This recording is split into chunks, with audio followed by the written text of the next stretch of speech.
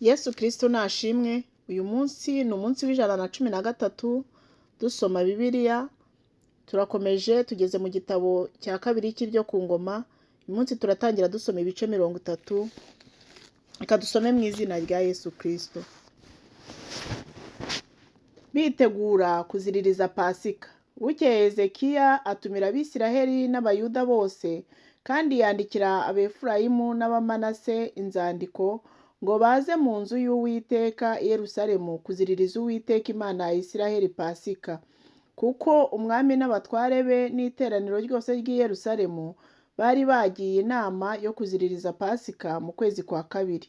Icyo gihe ntibabashaga kuyiziririza kuko umubare w'abatambyi biyejeje wari udashyitse na rubanda bari batarateranira i Yerusalemu. Iyo nama ishimwa n'umwami n'iteraniro ryose, nuko bashyiraho itegeko baryamamaza mu Bisiraheli bose, uhereye i Berisheba ukageza i Dani, ngo baze i Yerusalemu kuziririza Uwiteka Imana ya Isiraheli Pasika, kuko bari batakiyiziririza ari benshi cyane uko byari byaranditswe. Maze intumwa zijyana inzandiko zivuye ku mwami n'abatware be, zizikwiza i Bwisiraheli n'i Buyuda hose, zivuga itegeko ry'umwami yategetse ati: mwa Bisiraheli mwe, nimugarukire Uwiteka Imana ya Aburahamu na Isaka na Isiraheli, ibone kugarukira mwebwe abasigaye barokotse amaboko y'abami ba Ashuri. Kandi mwe kumera nka ba basogokuruza banyu cyangwa bene wanyu bacumuraga ku Uwiteka Imana ya ba sekuruza, bigatuma ibatanga bakarimbuka nk'uko mubireba. Nuko rero noneho mwebwe ntimube abanyamajosi agamitse nka ba sogokuruza banyu, ahubwo muyoboke Uwiteka, mwinjire mu buturo bwe yereje iteka ryose, mukorere Uwiteka Imana yanyu kugira ngo uburakari bwayo bw'inkazi bubaveho. Nimugarukire Uwiteka, bene wanyu n'abana banyu bazagirirwa imbabazi, n'ababajyanye ari imbohe bagaruke muri iki gihugu, kuko Uwiteka Imana yanyu igira imbabazi n'ibambe, kandi ntizabirengagiza ngo ibahe umugongo nimuyigarukira. Nuko intumwa zinyura mu gihugu cya Efurayimu n'icya Manase, zikava ku musozi zijya ku wundi, zigera no mu cya Zabuloni, ariko baraziseka cyane bazishinyagurira. Ariko bamwe mu Basheri no mu Bamanase no mu Bazebuluni bicisha bugufi baza i Yerusalemu, kandi n'i Buyuda ukuboko kw'Imana kubaha guhuza umutima, bumvira itegeko ry'umwami n'abatware babitegetswe n'ijambo ry'Uwiteka. Baziririza Pasika. Nuko mu kwezi kwa kabiri i Yerusalemu hateranira abantu benshi baziririza ibirori by'imitsima idasembuwe, bari iteraniro rinini cyane. Barahaguruka bakura i Yerusalemu ibicaniro byari bihari, bakuraho n'ibyotero byo kosereza imibavu byose, babijugunya mu kagezi kitwa Kidironi. Maze babaga umwana w'intama wa Pasika ku munsi wa 14 w'ukwezi kwa kabiri. Abatambyi n'Abalewi bakozwe n'isoni bariyeza, bazana ibitambo byoswa mu nzu y'Uwiteka. Bahagarara mu myanya yabo uko imihango yabo yari iri, bakurikije itegeko rya Mose umuntu w'Imana. Abatambyi bamisha amaraso baherejwe n'Abalewi, kuko mu iteraniro harimo benshi batiyejeje. Nicyo cyatumye Abalewi bategekwa kubagira intama ya Pasika umuntu wese udatunganye, ngo babereze Uwiteka. Kuko abantu benshi cyane b'Abefurayimu n'Abamanase n'Abisakari n'Abazebuluni bari batiyejeje, bagapfa kurya umwana w'intama wa Pasika, kandi atari ko byategetswe. Kandi Hezekiya yari yabasabiye ati: Uwiteka umunyambabazi abababarire umuntu wese ugambiriye gushaka Imana, Uwiteka Imana y'abasekuruza, nubwo atejejwe, nk'uko umuhango w'ubuturo bwera umera. Uwiteka yumvira Hezekiya akiza abantu. Maze Abisiraheli bari i Yerusalemu bamara iminsi 7 baziririza ibirori by'imitsima idasembuwe bazinezerewe cyane, kandi Abalewi n'abatambyi bagahimbaza Uwiteka uko bukeye, bamuvugiriza ibintu bivuga cyane. Nuko Hezekiya avuga amagambo yo kunezeza Abalewi bose b'abahanga mu murimo w'Uwiteka. Ibirori babimarira iminsi 7. ibirori babibarira iminsi 7, batamba ibitambo by'ishimwe yuko bari amahoro, baturira Uwiteka Imana ya ba sekuruza.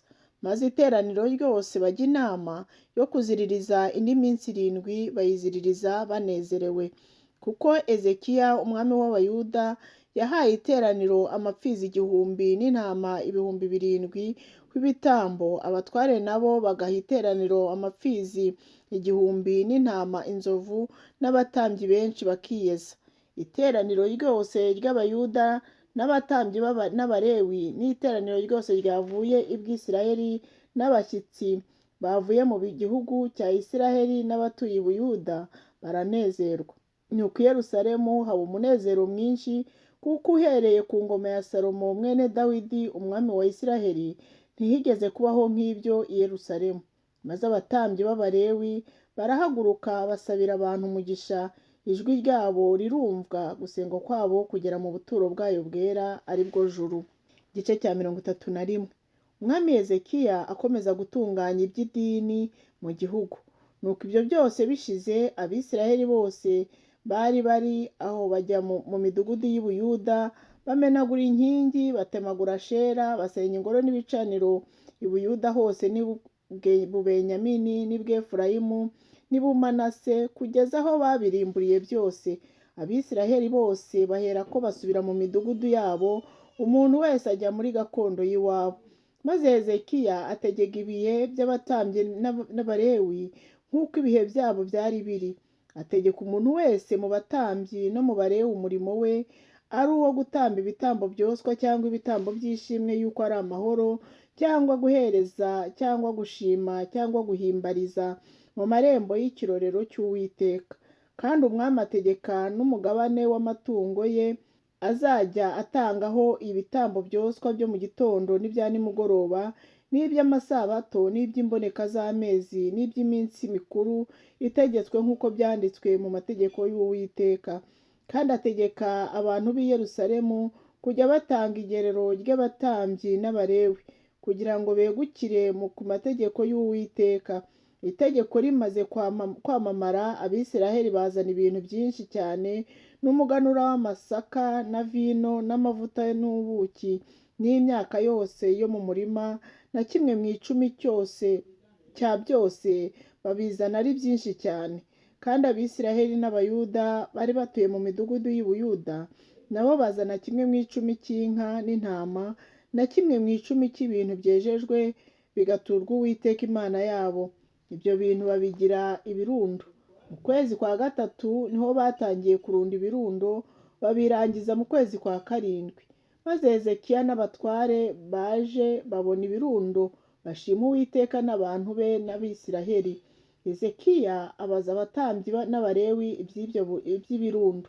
Azariya umutambyi mukuru wo mu nzu ya Sadoki aramusubiza ati, uhereye igihe abantu batangiriye kuzana amaturo mu nzu y'Uwiteka, twahereye ubwo turya tugahaga tugasigaza byinshi, kuko Uwiteka yahaye abantu be umugisha, kandi ibisagutse n'iby'ibi bingana bitya ubwinshi. Hezekiya aherako ategeka ko batunganya amazu yo mu nzu y'Uwiteka. Barayatunganya, bashyiramo amaturo na 1/10 n'ibintu byejejwe.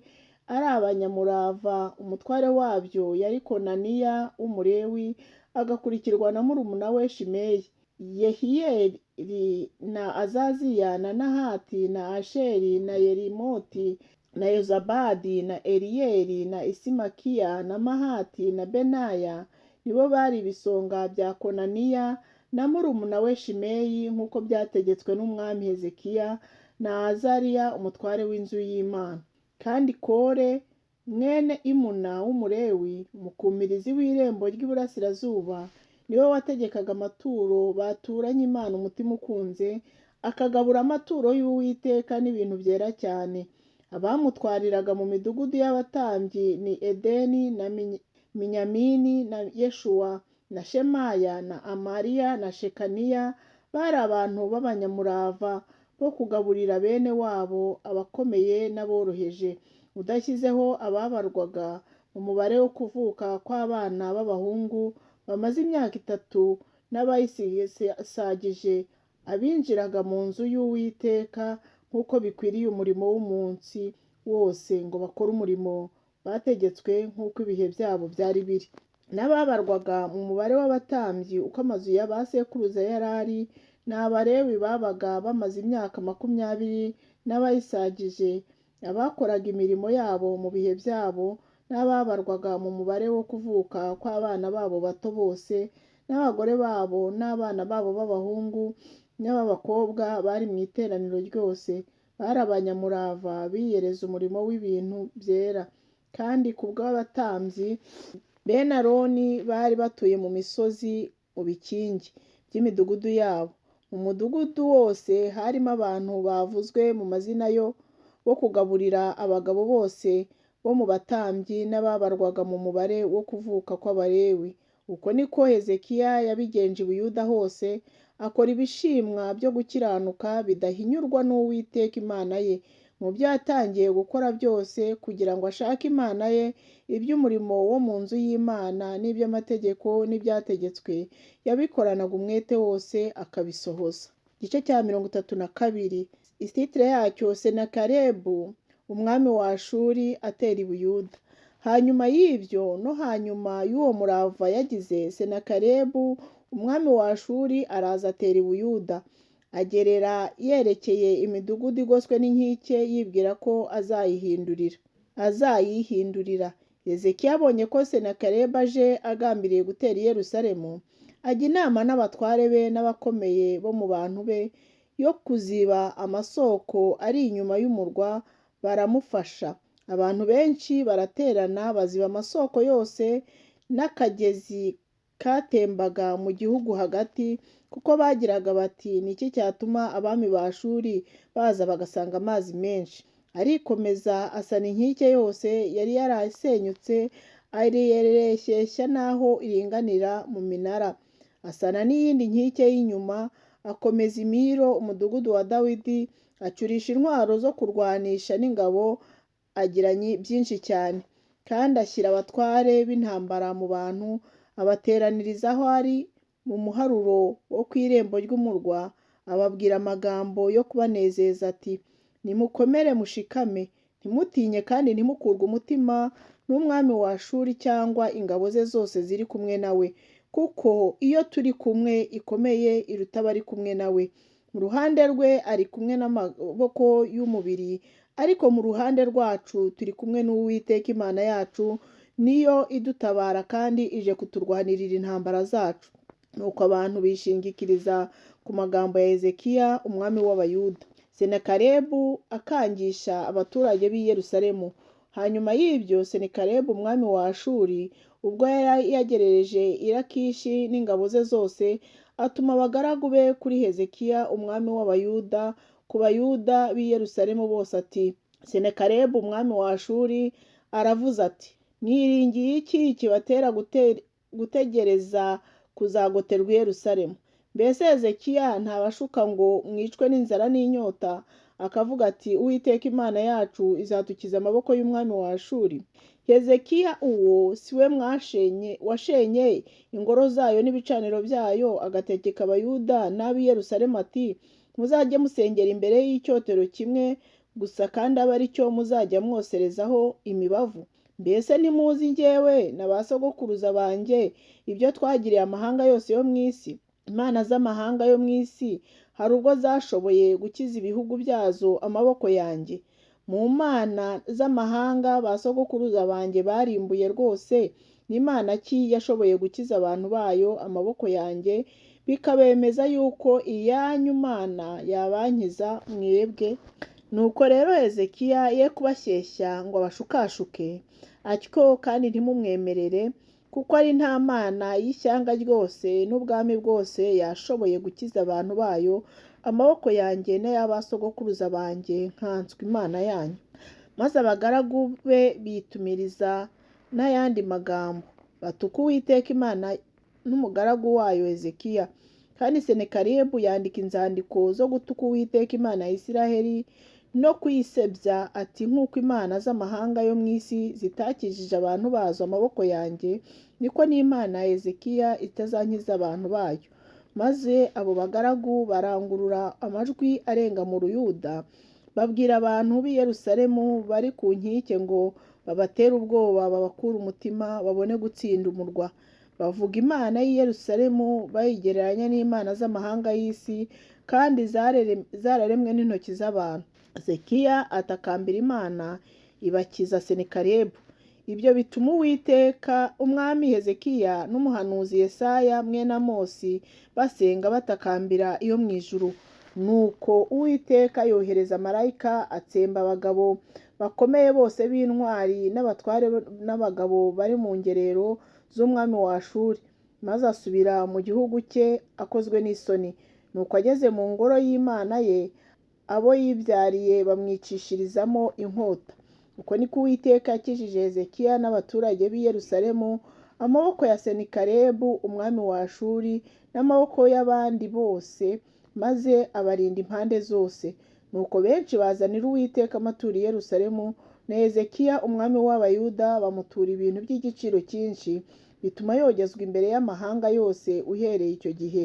Muri iyo minsi Hezekiya ararwara yenda gupfa, asaba Uwiteka amusubiza ijambo, amuha n'ikimenyetso. Ariko Hezekiya ntiyitura ubuntu yagiriwe, kuko yiyogeje mu mutima we, nicyo cyatumye uburakari bumubaho we n'Abayuda n'ab'i Yerusalemu. Hezekiya abibonye yicisha bugufi, yihana ubwibone bwo mu mutima we ubwe n'abaturage b'i Yerusalemu, bituma uburakari bw'Uwiteka butabageraho ku ngoma ya Hezekiya. Kandi Hezekiya yari atunze cyane, ari umunyacyubahiro cyinshi, yiyubakira ububiko bw'ifeza n'ubw'izahabu n'ubw'amabuye y'igiciro cyinshi n'ubw'ibihumura neza n'ubw'ingabo n'ubw'ibintu byiza by'uburyo bwose. Kandi yubaka n'amazu yo guhunikamo amasaka na vino n'amavuta n'ay'ibiraro by'amatungo y'uburyo bwose n'iby'imikumbi. Kandi yibonera imidugudu n'inka n'intama byinshi cyane, kuko Imana yamuhaye ibintu byinshi cyane. Kandi Hezekiya uwo agomera isoko yo haruguru y'amazi y'i Gihoni, arayaboneza ayamanura mu ruhande rw'iburengerazuba rw'umudugudu wa Dawidi. Nuko Hezekiya ahirwa mu byo yakoraga byose. Ariko mu by'intumwa abatware b'i Babuloni bamutumyeho kumubaza ibitangaza byakorwaga mu gihugu cye, Imana yaramuretse imugerageza kugira ngo imenye ibyari mu mutima we byose. Ariko indi mirimo ya Hezekiya n'ibyiza yakoze byanditswe mu by'umuhanuzi Yesaya mwene Amosi, yeretswe mu gitabo cy'abami b'Abayuda n'ab'Abisiraheli. Nuko Hezekiya aratanga asanga ba sekuruza bamuhamba ahazamuka hajya mu mva ya bene Dawidi. Ubwo yatangaga Abayuda bose n'ab'i Yerusalemu baramwubaha, maze umuhungu we Manase yima ingoma ye. Kadusome n'igice cya 33. Ibyo ku ngoma ya Manase akora ibyaha bishayishije. Manase ubwo yatangiraga gutegeka yari amaze imyaka 12 avutse, amara imyaka 55 i Yerusalemu ari ku ngoma. Akora ibyangwa n'Uwiteka, akurikiza ibizira bikorwa n'amahanga Uwiteka yirukanye imbere y'Abisiraheli, kuko yongeye kubaka ingoro zashenywe na Hezekiya, akubakira Bali ibicaniro, akarema na Ashera, akaramya ingabo zo mu ijuru zose akazikorera. Ndetse akora ibyotero mu nzu y'Uwiteka, kandi ari yo Uwiteka yavuzeho ati, i Yerusalemu niho izina ryanjye rizaba iteka ryose. Kandi yubakira ingabo zo mu ijuru zose ibicaniro mu bikari byombi by'inzu y'Uwiteka. Acisha abana be mu muriro mu gikombe cya mwene Hinomu, akaragurisha ibicu, akaraguza abapfumu, akagira iby'uburozi, agashikisha abashitsi n'abakonikoni. Akora ibibi byinshi imbere y'Uwiteka, aramurakaza. Kandi ashyira igishushanyo cy'ikigirwamana yabumbye mu nzu y'Imana, kandi ariyo Imana yavuze kuri Dawidi n'umuhungu we Salomo. Muri iyi nzu n'i Yerusalemu nahatoranirije mu miryango ya Isiraheli yose ngo mpashyire izina ryanjye iteka ryose. Kandi iti, sinzongera gukura Isiraheli mu gihugu natunganirije ba sogokuruza banyu, niba bazitondera amategeko yose n'amateka n'ibyo nategetse byose mbategekesheje akanwa ka Mose. Nuko Manase ayobya Abayuda n'ab'i Yerusalemu, bituma barusha amahanga Uwiteka yarimbuye imbere y'Abisiraheli gukora nabi. Uwiteka aburira Manase n'abantu be, ariko ntibabyitaho. Manase ajyanwaho imbohe, Imana imusubiza ku ngoma ye. Nicyo cyatumye Uwiteka abateza abatware b'ingabo z'umwami wa Ashuri, bagafata Manase bakamushyira mu mihama, bakamujyana i Babuloni bamubohesheje iminyururu. Maze ageze mu makuba, yinginga Uwiteka Imana ye, yicishiriza bugufi cyane imbere y'Imana ya ba sekuruza, arayisaba. Nuko Imana yemera kwinginga kwe, yumva ibyo yasabye, imusubiza i Yerusalemu mu bwami bwe. Manase aherako amenya yuko Uwiteka ari we Mana. Hanyuma y'ibyo yubaka inkike y'inyuma y'umudugudu wa Dawidi iruhande rw'iburasirazuba bw'Igihoni mu gikombe, ayigeza ku muharuro wo ku irembo ry'amafi, ayigotesha Ofeli, ayigira ndende cyane, kandi ashyira abatware b'intwari mu midugudu y'i Buyuda yose igoswe n'inkike. Kandi akuraho imana z'inyamahanga na cya kigirwa